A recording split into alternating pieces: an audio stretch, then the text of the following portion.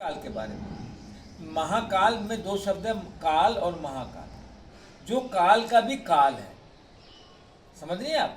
काल का मतलब होता है टाइम, समय। जो काल को भी खा लेता है वो महाकाल है। काल का सब भोजन, हम लोग काल का भोजन है, समझ रहे हैं आप? हाँ। काल हमको खाता है, सबको खा लेता है, पास्ट प्रेजेंट फ्यूचर, ये काल है। जो काल को भी खा जाता है वो महाकाल है। तो शिव का एक रूप महाकाल है, स्पष्ट है? वो उज्जैन में है, वहां नदी है, क्षिप्रा नदी, आई थिंक उस नदी के किनारे है। वो भी बहुत प्राचीन है। काशी और उज्जैन, इसकी चर्चा बहुत प्राचीन समय में है। वहां भी शिवलिंग स्वयंभू शिवलिंग है। स्वयंभू मतलब जो कि धरती को फोड़ के निकला है। एक होता है लोगों ने बनाया है, एक शिवलिंग हम बनाते हैं, वो प्रतिष्ठित लिंग है। एक जो पृथ्वी को फोड़ कर निकलता है लाइक सीड, वो कहलाता है स्वयंभू लिंग। काशी में लोलारकेश्वर जो है स्वयंभू लिंग है।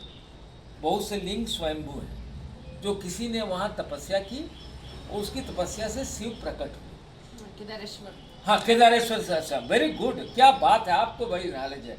केदारेश्वर जो काशी में घाट है वो स्वयंभू लिंग है। Many people they knows about it. ये आपका 80 भदन या तुलसीदास रहते थे, लोलारक बड़ा होता है स्वयंभू लिंग, लोग जानते हैं नहीं। तिलभांडेश्वर वो भी शिवलिंग है, बड़ा होता है वो ग्रोविंग है। हाँ, अपने आप जो निकला, किसी ने वहाँ तपस्या की, उसकी तपस्या से शिव प्रकट हुए। प्रकट में ना they appear, the Shiv appear, तपस्या। तो वाराणसी में 12 शिवलिंग जो हैं वो हैं, ओमकारेश्वर भी है। ओके, ये जो बना हुआ जिसका लोग दर्शन करने आते हैं, ये प्रतिष्ठित लिंग है। मतलब किसी किंग ने बनाया, किसी ब्राह्मण ने बनाया, प्रतिष्ठित लिंग है। ये कमजोर होता है, पावरफुल नहीं होता। वाराणसी में जो शिवलिंग है रुद्र का, वो राख का है, एशेस का है। वो क्रिमिनेशन ग्राउंड, शमशान घाट में जो लिंग है, वो रुद्र का स्थान शमशान है, समझे? ठीक वही कॉन्सेप्ट वहां भी है। तो महाकालेश्वर जो स्वयंभू लिंग है, किसी ने तपस्या की, वहां से महाकाल। तो जब महाकाल का कृपा हो जाता है तो महाकाल मतलब Lord of the destruction, Shiva का एक रूप महाकाल है। ठीक है, पास्ट प्रेजेंट फ्यूचर सब कॉल करते हैं। तो वो भी एसेस में है, उनका भी एसेस से स्नान होता है। एसेस का मतलब होता है कि राख का मतलब होता है white and black and no colour. वहां भी राख से स्नान होती है। भस्म, भस्मांग रागार शब्द आता है, तो भस्म से ही होता है। तो वहां महाकाल का जब प्रोटेक्शन हो जाता है, no one can kill you. Mahakal का protection is no one can kill you.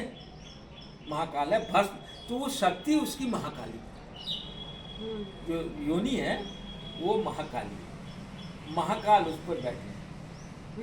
और भस्म, भस्म का मतलब end of the ego, ego less. जब आप वहां भी शमशान होगा, आप देखेगा वहां जहाँ मंदिर है वहां बगल में शमशान जरूर होना चाहिए। जैसे काशी में शमशान जरूर होना चाहिए है। शमशान पर है, वहां भी शमशान होगा। चिता की भस्म से वहां जो होती है उससे स्नान होता है उस लिंग का। अब पता नहीं कैसे करते हैं वो चिता से। तो चिता की भस्म का मतलब अहंकार का नाश। सत्य का ज्ञान तब तक नहीं होगा जब तक अहंकार का नाश नहीं होगा।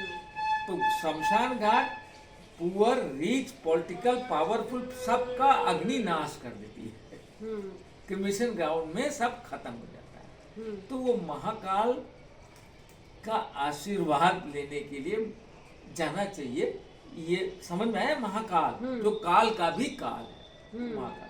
तो दोनों कॉन्सेप्ट, रुद्र दोनों भस्म से कनेक्टेड है। और ये यहाँ पर है, देखिए ऐसे लगेगा टीका भस्म का, और ये 3 शक्ति आ जाएगी। ये यहाँ पर रुद्र काशी का है, और वो महाकाल जो काल का भी काल है, वो शिव का एक रूप है। मैं समझता हूँ कि अमावस्या चतुर्दशी होना चाहिए यहाँ का, अष्टमी है।